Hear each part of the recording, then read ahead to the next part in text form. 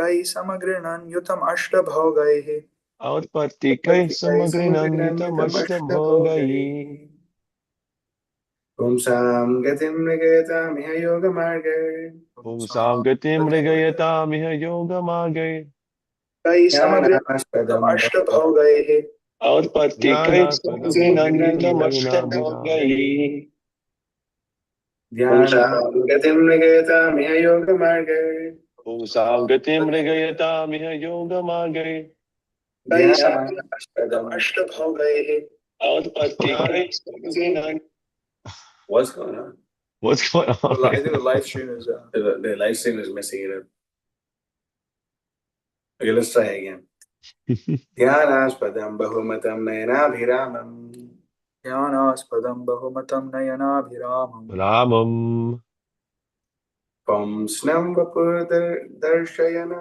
दर्शयानम् अनन्यसिद्धये Omsnam Vapurdashayanam Ananya Siddhair औत्पत्तिकै समग्रनन्वितमष्टभोगैः Outpattikai Samagrinan Yutam Ashtabhogai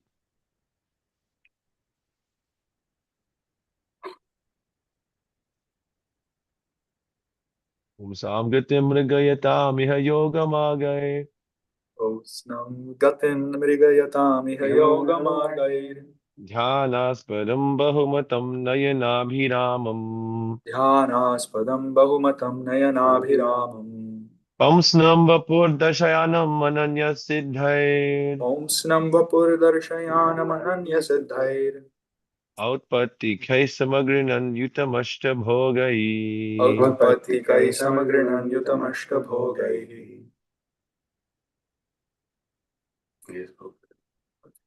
Pumsam of those persons Gatim liberation. Mrigayatam Mrigayatam who are searching was searching. Iha Here here in this world in this world.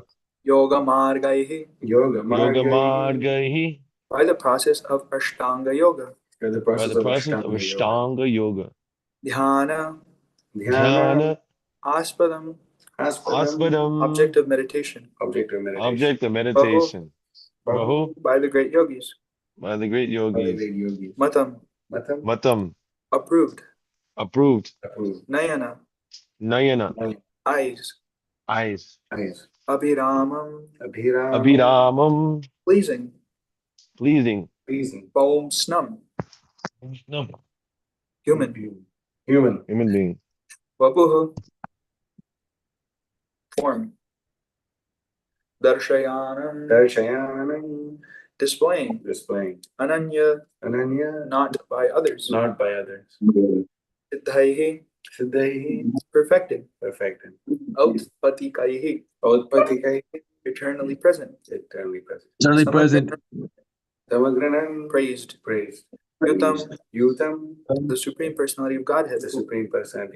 Who is endowed. Ashta, Bhogaihi, with 8 kinds of achievement. Translation and purport by His Divine Grace, Srila A.C. Bhaktivedanta Swami Prabhupada.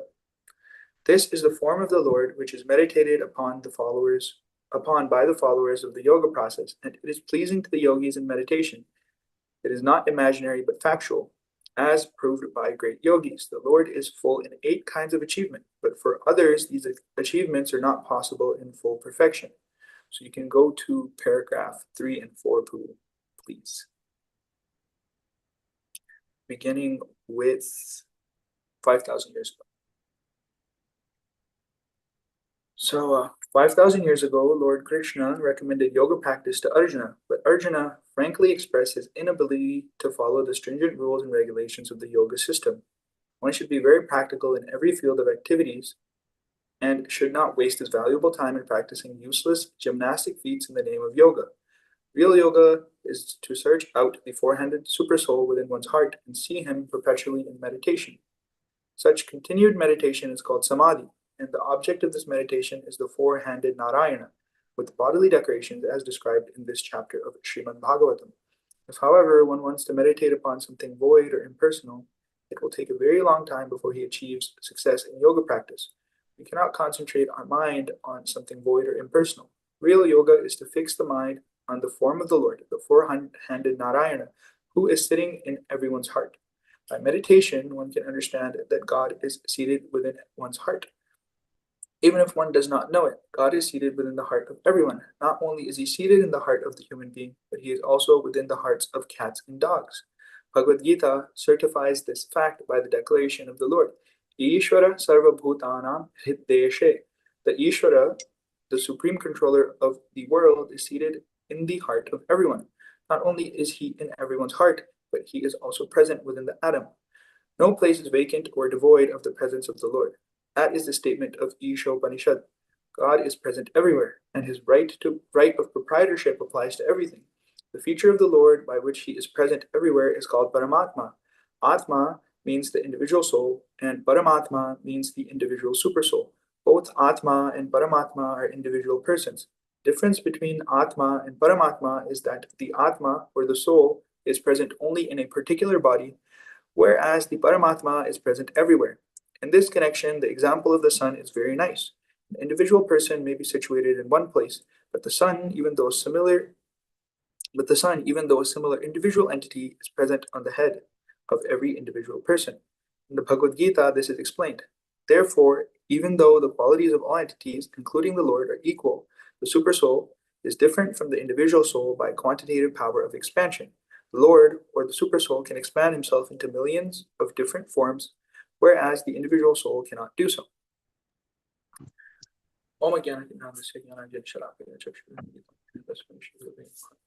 Shri Chaitanya Manobhisham Sthapitam Yena Bhutale Swayam Rupa Kadaham Dadatam Samadhikam Vandeham Shri Guru Shri Yutah Padakamalam Shri Gurun Vaishnavam Shri Rupam Sagar Jatam Sadhana Raghunathan Vitam Tam Sachivam Sadvaitam Savadutam Parijana Sahitam Krishna Chaitanya Deva Shri Radha Krishna Padan Sahagana Lalita Shri Vishakhan Vitam He Krishna Karuna Sindhu Dina Bandhu Jagatpate Gopesha Gopika Kanta Radha Kanta Namostate तप्त कांचन गौरांगी राधे वृंदावनेश्वरी वृषभानुसुते देवी प्रणमामि हरिप्रिये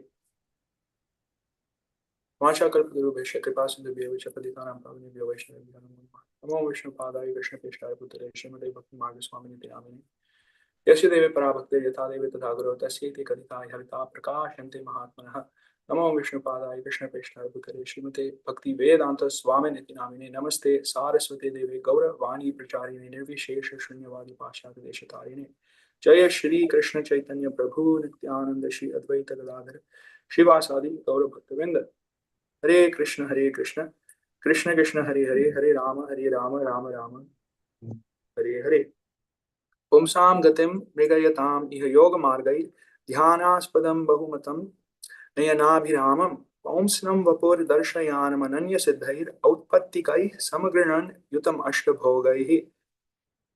This is the form of the Lord which is meditated upon by the followers of the yoga process, and it is pleasing to the yogis in meditation. It is not imaginary but factual, as proved by great yogis. The Lord is full in 8 kinds of achievement, but for others, these achievements are not possible in full perfection. Okay, so we see that right away in the first sentence of this, the third paragraph of this purport, Srila Prabhupada directly he states that that Arjuna frankly expressed his inability to follow the stringent rules and regulations of the yoga system. So this is in reference to the 6th chapter, where Arjuna says, Chanchalam hi mana Krishna pramati balavadridham tasyaham nigraham manye vayor iva sudushkaram. And then before that, he also says, I think this is where he directly, after Krishna breaks down Dhyana Yoga, Arjuna directly says, Arjuna vacha yogyam yogas tvaya prokta samyena madhusudana etasyaham na pashyami chanchalatvat stithim sthiram. So this is verse 6.33 and 34. So Arjuna is saying here that, O Madhusudana, the system of which you have summarized appears impractical and endurable to me, for the mind is restless and unsteady. And the 34th verse being, this is the one where Arjuna says that it's difficult to control the mind.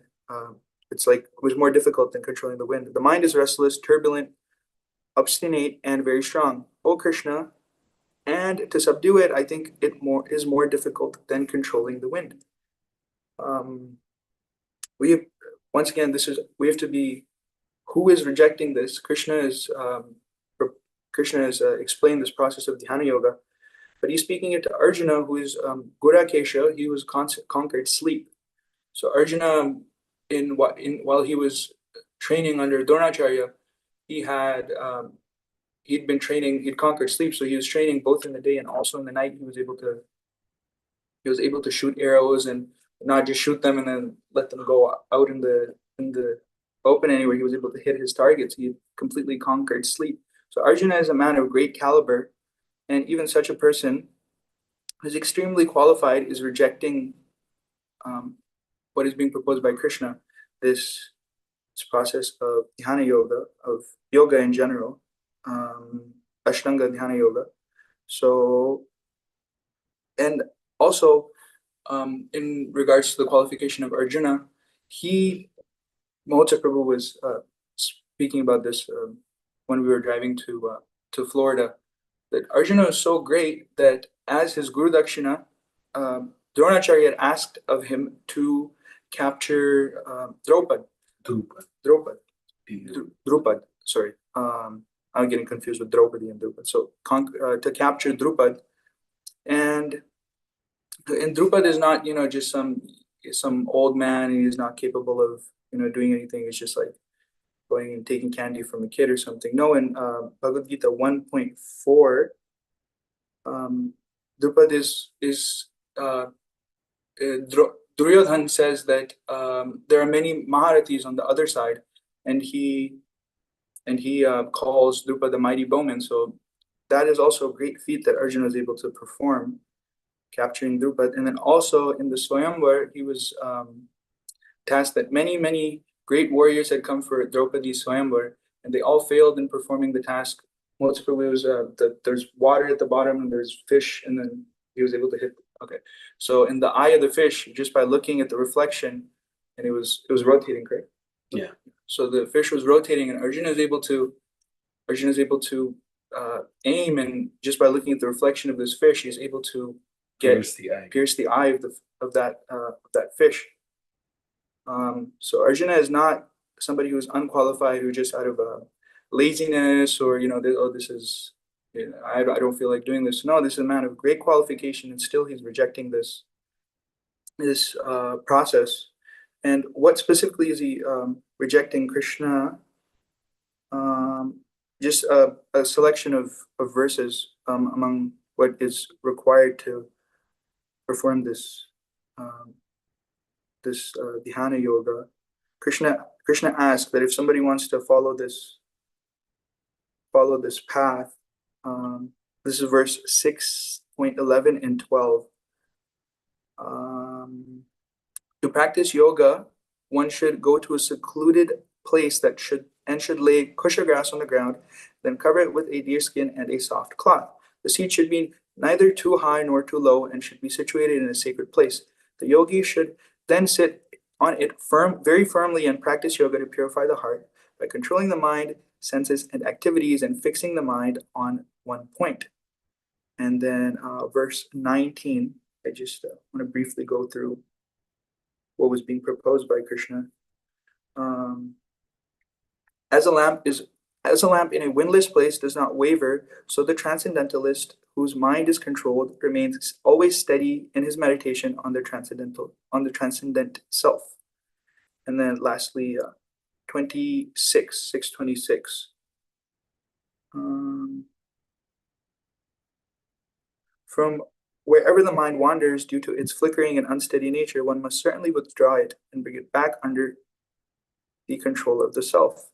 And if Arjuna, a man of great qualification, he is declaring this to be more difficult than controlling the wind or controlling the mind. That is, I think Krishna also says that one needs to focus the eyes on between the nose. Yeah, and then as was stated in this verse 11, sit on this kusha grass and sit very firmly like this. If Arjuna, if a man of such a high caliber, is rejecting this process, then uh, Arjuna is not like the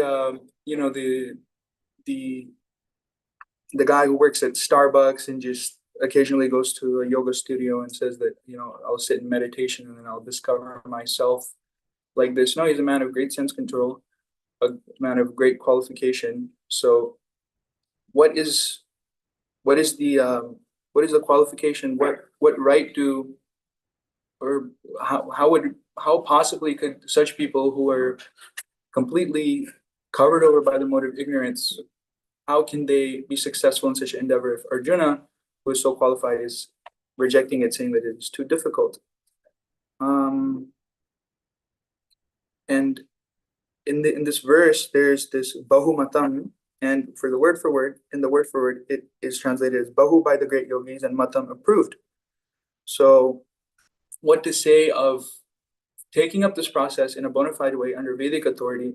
The people who are who take it up today, not only do they go about it in their own speculative manner, so rejecting Vedic authority. So Arjuna, having this process proposed through bona fide Vedic authority, he's rejecting it, deeming it to be too difficult. Then people who are not only going on to attempt to endeavor in this process, but they're doing so in under no Vedic authority. They're just doing it under their own speculation. And to reject Vedic authority, and I heard this in a lecture given by Mukunda Datta Prabhu. So, who is in the true sense a theist? It is somebody who accepts the Vedas, accepts the Vedic authority. And then, so somebody who doesn't do so would be an atheist, somebody of the demoniac nature. So this yoga being performed today is simply it's simply just they're doing so whatever is nice for whatever is conducive for their sense gratification. So they're speculating and they're accepting this gymnastic side of the yoga process, and that already is not the most immediate or the topmost way of realizing the self. But then they're like was said in Bauta Prabhu, quoting Maharaj from this Pancham? Yeah, Pancham. So this spirituality is digested, meaning that whatever they like or whatever they accept is favorable for their sense gratification. They'll accept that, and then they'll reject anything which is rules, regulations they're given in the Vedas, so one can go further in a spiritual life. So they're walking this path of atheism and demoniac philosophy, but then still they're calling themselves to be spiritualists. They're so-called spiritualists because they manipulate and misconstrue the message of the Vedas in order to put on a show of spiritualism, but actually they're only engaging in a process which now they have contaminated with their own ideas and misinterpretations. So, and in the 9th chapter, there's this verse 9.11. Avajanati mamudha manushim tanam ashitam param bhavam jananto mama bhuta maheshwaram. So, in the translation, the first two lines are translated as those who are thus deluded. Fools deride me in my human form, and those who they subscribe to demonic and atheistic views. It's the next one. Oh, it's Mogasha. Oh, okay. Sorry. So in Mogasha 9.12, so Mogasha Moga Karmano, Moga Jnana Vichedasaha, Rakshasim Asurim Chaiva, Prakritim Mohiniam Shita. So the first two lines of this in the translation is those who are thus deluded. Yeah, their hopes are baffled, everything. Yeah. And then they prescribe to Rakshasi Masurim Chaiva. So they prescribe to demoniac and atheistic views. And in that, all their hopes for liberation, obviously they're not people who are taking up this speculative hatha yoga, so-called yoga today. They're not really concerned with liberation or karma, taking up this karmic path, but their culture of knowledge, it's completely diluted. They're baffled, and they are not able to take up the true process of self-realization. And I'm reading this Beyond Illusion and Doubt, which is a because I just want to talk about I want to bring up this culture of knowledge being diluted or baffled.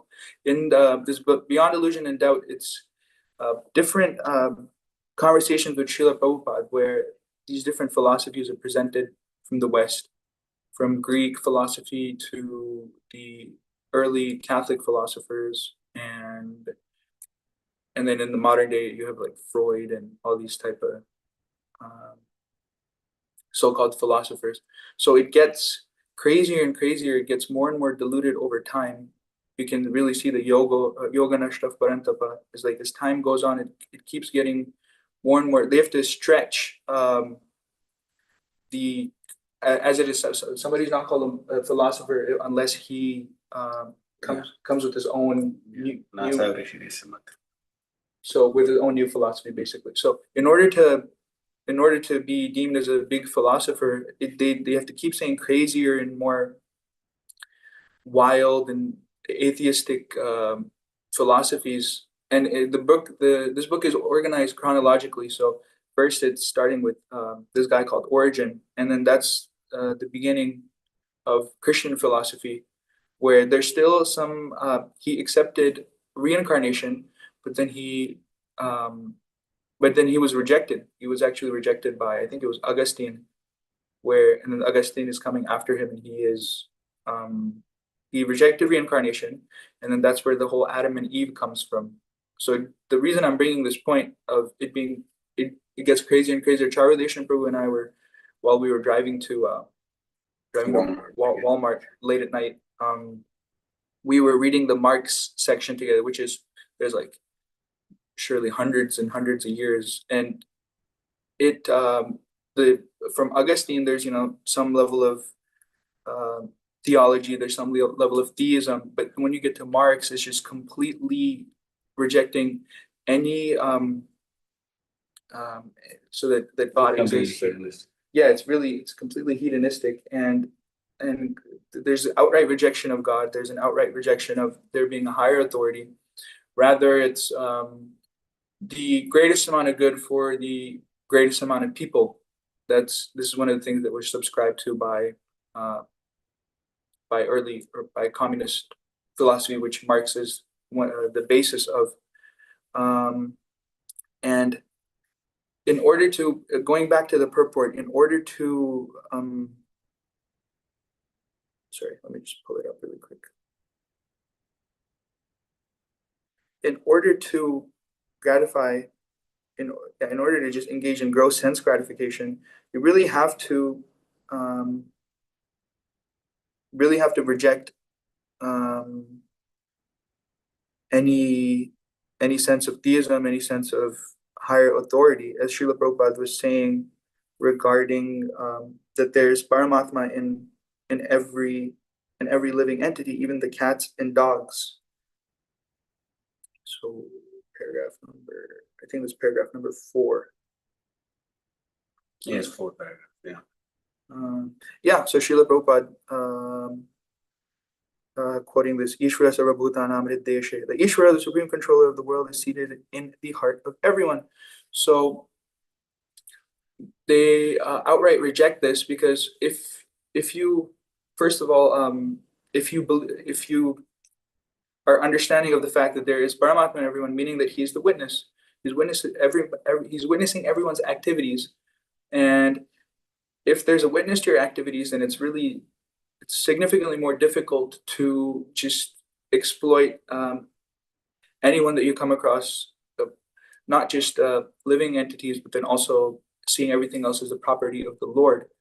And this was one of the problems of accepting reincarnation. So people often say, how can there be reincarnation if there's no witness to the activities. And then as soon as you say, okay, well, God is there, he's witnessing everything, he's there as the Paramatma, he's there not only beside every living entity in their heart, witnessing their activities, but he's also, as was said in this purport, not only is he in everyone's heart, but he's also present within the atom. No place is vacant or devoid of the presence of the Lord. So if you accept this fact, then it's quite difficult to just exploit matter and be really hedonistic and just be concerned of your own sense gratification. So this Ishvaro Ham Aham Bhogi principle from the 16th chapter. But they are not willing to accept reincarnation. They're not willing to accept the fact that God is present everywhere as the witness in the form of Paramatma. And they do so in order to, it's difficult for them to accept these principles because they're just really attached to sense gratification. They just want to further their own opportunities for sense gratification. And there's a really nice verse. I remember the first time I heard it was in one of the Vishnu Sahasranams. It is 9 point, what is this? Asatyam Apratishtam.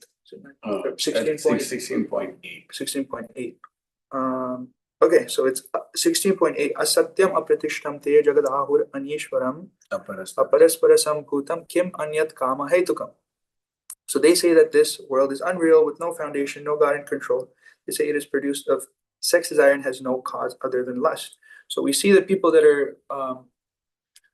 are practicing the so-called yoga today, sitting in a dark room with their eyes closed, first in order to practice this so-called yoga, in order to have a nice fit body, to enjoy sense gratification, to enjoy sex life, then they have to come up with all these impersonal things. They have to accept this philosophy that there's no God in control, that this world is, it's all impersonal, there's no foundation. They say it is produced of sex desire and has no other cause than lust. They're practicing so-called spirituality, but what is their engagement? Simply in gratifying their senses, in endeavoring for better and better sex life. So these philosophies that come from deep impersonalism or not deep impersonalism, for heavy impersonalism. From just impersonalistic worldview, it makes it really easy to engage in sense gratification, which ultimately this so-called yoga that is practiced today is just what is some spirituality that I can practice, or so-called spirituality, that can also leave me in a nice position for my sense gratification, but at the same time I can call myself somebody who's a spiritualist, a yogi, somebody who's very advanced. So that's all I have prepared for today. If the devotees would like to ask any questions or if there's any comments or any criticisms, please go ahead. Let's go. One thing is, Arjuna is known as Gudakesh, not just that he's not sleeping, because he's dreaming of Krishna in his sleep also. Oh wow. Prabhupada That's writes that in the first verse. I mean, not first verse. 1 Bhagavad Gita chapter 1, text number 10. Chapter 110. Yeah. Prabhupada writes that Krishna is called Gudakesh because Arjuna is called Gudakesh because he's dreaming of Krishna in his sleep. And another point I thought is that the super soul, I was listening to this in the Innovation Sahasranam lecture, is that the super soul is completely cognizant of every thought that we've had. And we have so many thoughts, right? And we forget all our thoughts, but the super soul remembers even all the thoughts that we've had, all the desires that we've had.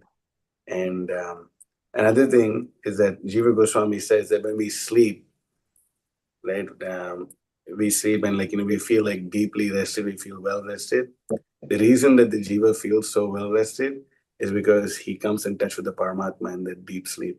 And he comes in touch with the Paramatma and he feels refreshed from that. And so Wow. That's fired up. That's a few cool points. Sure. Just had a little point that I just thought about. Is how the Paramatma helps us forget and remember things in our and that it's quite amazing how that's even there when we're sleeping, and how the Paramatma, like Mohan Prabhu, you just mentioned, when you're in deep sleep, but when you're in that state of dreaming, Paramatma is helping us remember all of the impressions that we've had throughout our day and days, and even from past life, and then presenting us and allowing us, you could say, in some sense, to even try to fulfill that desire in that dream.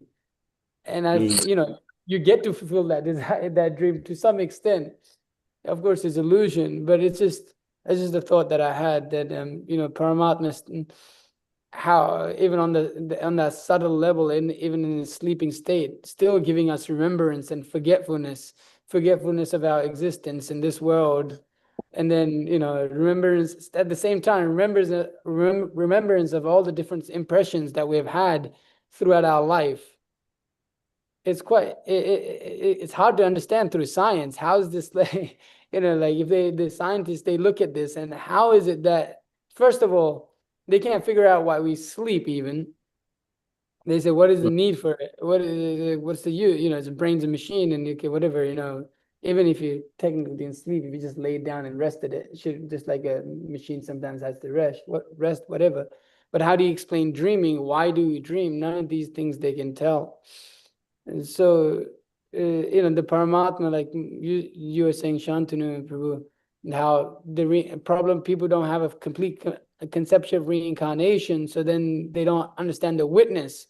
But when you understand the witness, then you can understand everything: sleep, dreaming, wakefulness, deep sleep, all of these things one can understand. So it's just a point that occurred to me. Even when you're dreaming, Paramatma gives us this what is the Anumantacha? What is that, the first word that Upadrashta Anumantacha. Yeah, that it gives us and then there's also the other verse where he gives us remembrance and forgetfulness. Matasmriti Jnanam Apohanam Cha. Yeah, Matasmriti Jnanam Apohanam Cha. That he's giving like that. So it's just amazing how the Paramatma, understanding the Paramatma principle, as Srila Prabhupada is giving here, is so important and intrinsic to just understanding just existence overall. This we were in California with Guru Maharaj. He gave this was one of the last Vishnu Sahasranam lectures on the name Shrashta. It's called How Einstein Got His Intelligence. And Wow. It's a really amazing lecture. Actually, it was just 5 of us. Charu was there for that. Remember, Charu in Govindachan Prabhu's house. And in that lecture, the Maharaj is quoting from Sada Putra Prabhu, like Karmi knows him, Richard L. Thompson. He did like a lot of scientific research, and in that he's talking about an article where Sada Putra Prabhu mathematically proved that it is impossible for a human mind to actually come up with all the scientific formulas to perform whatever scientific method that you can possibly have. Like what he actually did the calculation, like in order for a human brain to come up with these kinds of ideas and do all these things, it's not mathematically, it's not physically possible. And he was alluding to the point that there has to be divine inspiration in order for this to happen, and the divine inspiration comes from Paramatma. And it's a really awesome lecture, actually, Srashta. There's just another foolish idea that scientists have, that, for example, they say that mathematically, if you put a monkey in a room and just let it, type as long not as one monkey. You have to put a whole bunch of monkeys and just like let them be in a room for millions of years. Typewriters, yeah. And they will write Shakespeare's work eventually. Yeah. Eventually. But they did that, and it turns out all it hits is one key the whole time. No, but it didn't give it enough time. You see, that's why their thing is that he has to like do it for millions of years, right? So you'll die by the time you figure out what's going to happen. It's just throwing the thing out of idea of like by chance, this and that, and by chance the human so mind bogus. formed and we did all this. This is nonsense. Yeah. The same button. That's so stupid. That's so That's a stupid monkey as thing. hell. That's so dumb. They couldn't come up with anything better than that. That's like so really stupid. Stupid. Rishi has some bhav coming out Oh, of I his. love it. When they say something like that, because they say, "Oh, we don't want to hear anything about religion or belief," but when they say one of those things, then we can reply, "Well, that sounds a little religious to me." It sounds a little bit like some speculation or some sentiment you have there. Prashant, I had a question. I think I heard someone answer this like a while back, but I forgot the answer, and I was wondering because whenever we talk about the Paramama, Mata Smriti Jnanam Apohanam Cha, there's knowledge, remembrance, forgetfulness, Paramama is always giving these three to everyone and also sanctioning. But then we also have, our own like self, which is like the gross and subtle body, which contains like intelligence, which we utilize knowledge with the intelligence, and we have memory, which some people have better memories than others.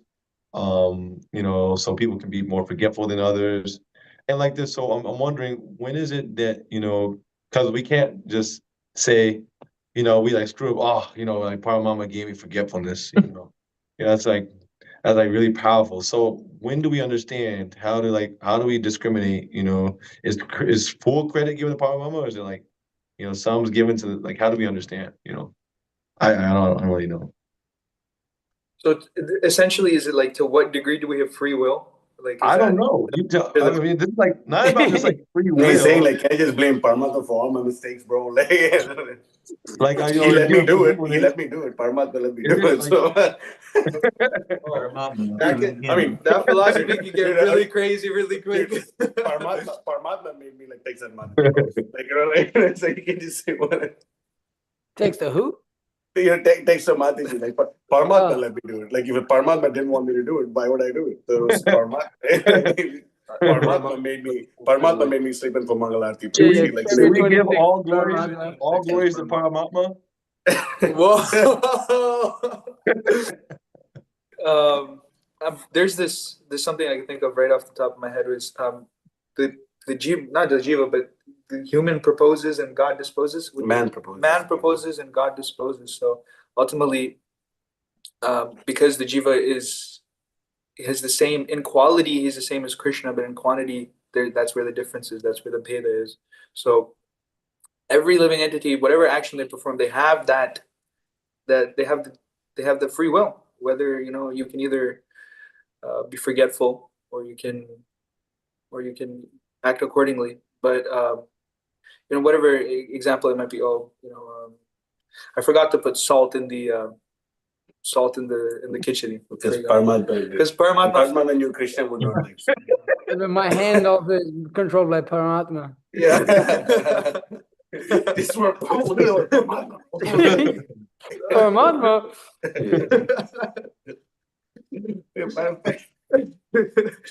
So in that scenario, we can understand that that's just out of being ignorant, being spaced out in that scenario.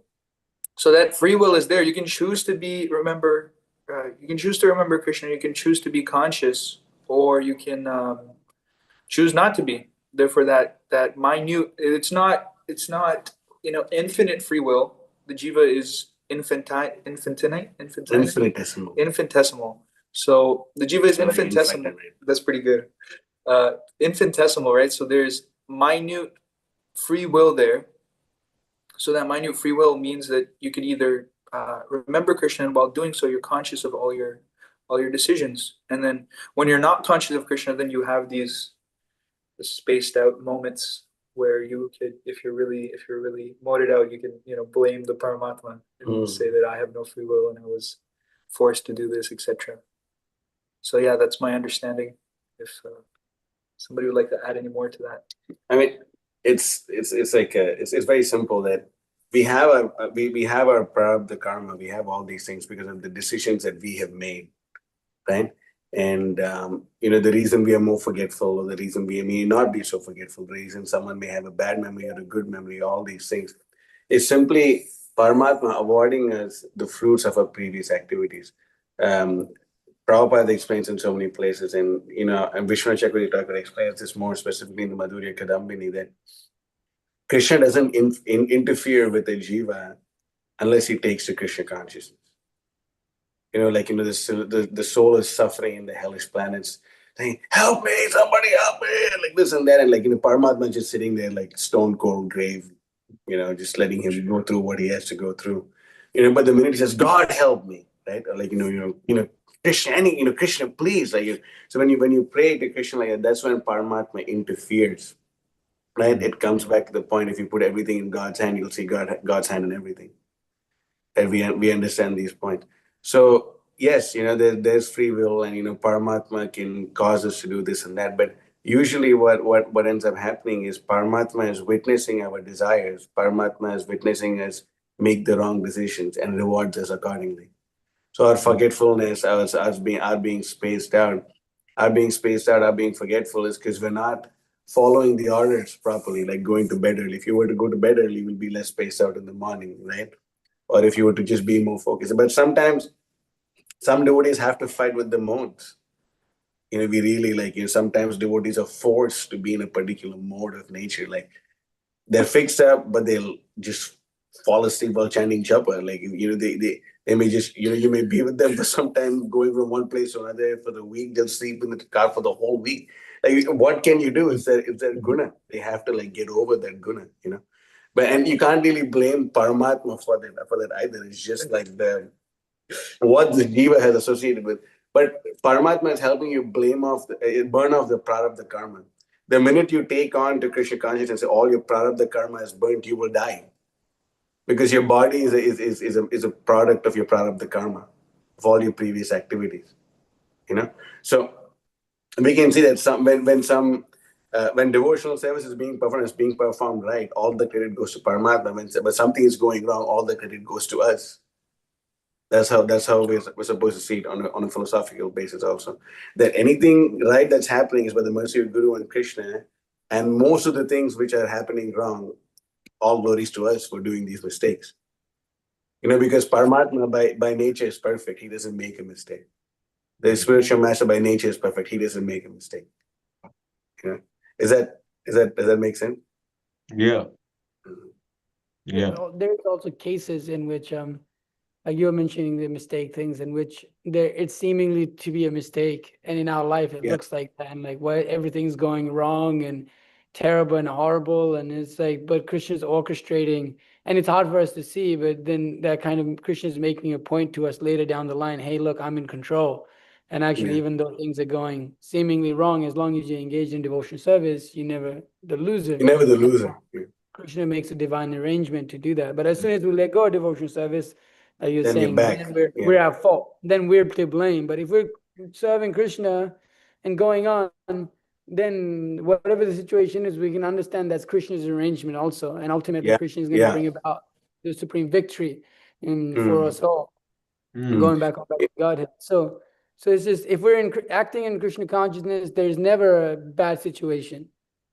It's just that there's just never a bad, if we're trying our best, but then as soon as we're acting outside, then every situation is a bad situation. Yeah, that's why Krishna, he says this twice in the Bhagavad Gita, once in the 3rd chapter and one in the 18th chapter. He says, Shreyan swadharmo vigunan paradharma svanusthita swadharme nidanam shreya paradharmo bhayavaha. He says it twice. It's amazing, actually. He says that it's better to perform one's own duty imperfectly than try to perform another's duty perfectly. Because by even if you meet failure in performing your own duty, there's actually no loss. But if you performing someone else's duty leads you on a very dangerous path. So if we are performing our service as awarded to us by a spiritual master, and we're sticking to their instructions, even if we are failing, even if we are making mistakes, we are protected. We are protected. If it's true on a material level of someone following them, how much more true is it for a jiva who is surrendering to the bona fide spiritual master? That is why there's one really, you will cry when you read this section, the Bhakti Siddhanta Vaibhava, that Bhakti Siddhanta Sarita Thakur, when he would go to do prana pratishtha for any for any deities, what he would the way he would it would the whole culmination of the ceremony would be that he would put tulsi leaves at the lotus feet of the Supreme Personality of Godhead. You know, so once Sridhar Maharaj was decorating the deity in order and making it ready for his spiritual master to come. But then, just as you're decorating deities every day, and if you go to any temple, like you'll always find manjaris at the lotus feet of the Supreme Personality of Godhead. That's what you find. So Sridhar Maharaj, just in the course of his habit of decorating the Lord, he kept those manjaris by the lotus feet of the Supreme Lord. And Bhaktisiddhanta Saraswati Thakur saw that, and he just didn't do the prana pratishtha because he saw that his disciple had already done it. And then Bhakti Rakshit Sridhar Maharaj realized, what a mistake he appeared to have made. And he falls at the spiritual master's lotus feet and he's begging him for forgiveness. And Bhakti Siddhanta Saraswati Thakur picks him up, embraces him, and tells him, there is no such thing as aparat for a Sharanagata Vaishnava. There is no such thing as an offense for a Sharanagata Bhakta.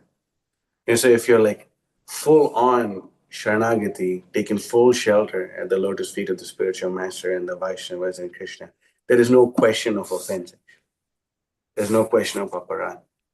Because you're doing everything. This is if you're working for a company and you're doing something and something happens to you on the job, the company has to cover you, right? Even on the material realm, the company has to cover you. So what to speak on the spiritual realm? If you're doing everything that the spiritual master is asking you to do, and then there's some discrepancy, Krishna, takes charge of that. Krishna takes care of these things. Can I ask, you said for Sharanagata Bhakta, I guess, one who's fully surrendered, but we also understand that there's stages to that surrender as well. And one might still be developing that. So even for one who's still progressing, is there also that same protection that's awarded? As long as you're sticking to the job description. Even a new bhakta or someone who's been practicing, as long as you're following the orders of the Guru, you're safe. Does that make sense? Yeah.